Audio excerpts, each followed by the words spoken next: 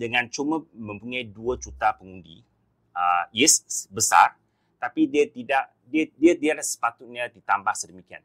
Kalau kita tambah sampai 99, maka apa yang akan berlaku kepada keseluruhan Malaysia nanti? Adakah 90% akan demand ataupun membuat tuntutan yang sama? Tapi untuk pengetahuan pendengar, Dewan Undangan Sarawak mempunyai kuasa untuk menambah kerusi. Itu adalah kuasa Dewan Undangan Sarawak kepada 99. Dan itu telah pun terjadi disebabkan Sarawak mempunyai 80 actually. Kita mempunyai 80 daripada 82. JPS sekarang officially mempunyai 80 daripada 82 pengubah undang-undang adun di Dewan Undangan Sarawak. Dan maka mereka mempunyai super majority. Dan kita cuma mempunyai 2 pembangkang di Sarawak daripada satu parti yang lain. Bagi NGO, kita tak kisah siapa jadi kerajaan of the day. Tapi yang paling penting, kita harus mempunyai suara pembangkang di setiap Dewan Undangan untuk menjadi telinga dan mata untuk check and balance purposes. Okay? So, kuasa untuk menambah kerusi di kuasa di tangan DUN. Alright? Tapi sekarang setelah dia telah diluluskan pada 7 hari bulan 7 Julai dan telah digazetkan pada 15 hari bulan Julai, super fast, maka sekarang tanggungjawab ini telah dialihkan daripada Dewan Undangan kepada SPR.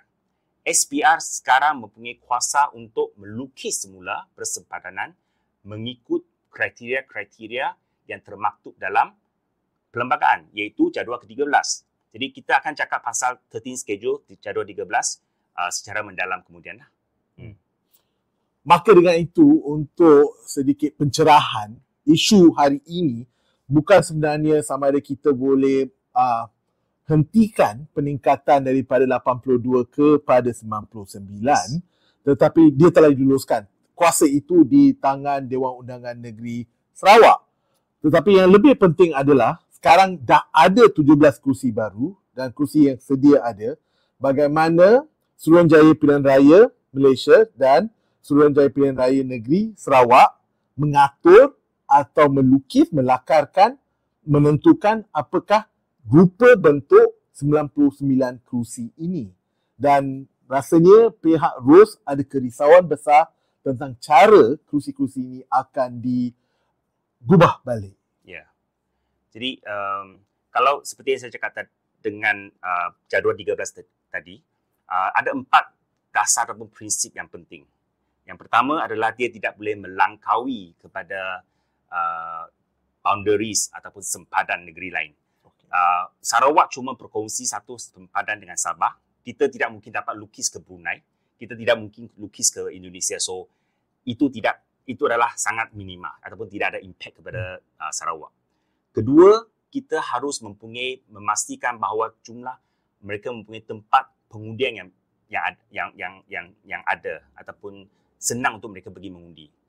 Untuk pengetahuan pendengar, tahun lepas bila kita pergi ke kawasan Limbang, iaitu satu Parlimen Limbang, komuniti Penan di Limbang, mereka harus berjalan 6 hari sebab mereka orang Penan, komuniti Penan ni adalah indigenous lah di Sarawak. Salah satu, kita ada banyak komuniti indigenous kan. Mereka harus berjalan 6 hari untuk sampai ke pusat pengundian terdekat dengan rumah mereka. Bayangkan, kita yang di bandar ni nak pergi mengundi 10 minit, kita pun nak malas. Apatah lagi nak kena berjalan kaki tu 6 hari. So itu adalah kita nak memastikan kalau SPR diberi kuasa untuk melukis semula, mereka harus mengambil faktor-faktor sedemikian.